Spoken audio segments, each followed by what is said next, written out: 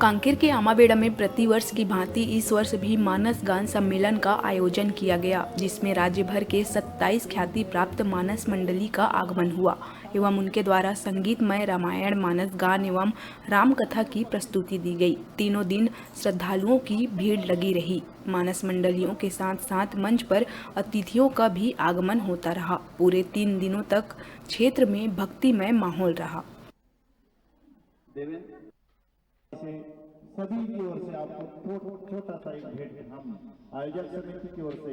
आपको दे रहे हैं। बहुत बहुत आप राज्य स्तरीय मानस गान सम्मेलन वर्ष 2012 से लगातार होते आ रहा है, जिसमें हमारे इस ग्राम आमाबेड़ा में के पारावासी एवं ग्रामवासी, कर्मचारी बंधु, व्यापारी बंधु और क्षेत्र के क्षेत्रवासी के द्वारा लगातार इस वर्ष भी हमने संगीतमय राज्य स्तरीय मानस गान सम्मेलन का आयोजन किए, जिसमें सभी महिला पुरुष ग्राम के माता,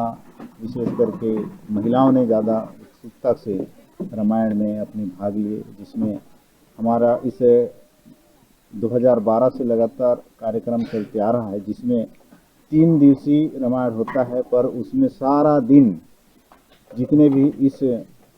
संगीत में मानस गान सुनने आते हैं, सबके लिए भंडारा का आयोजन की जाती है, जिसमें आसपास के लोग भोजन करते हैं और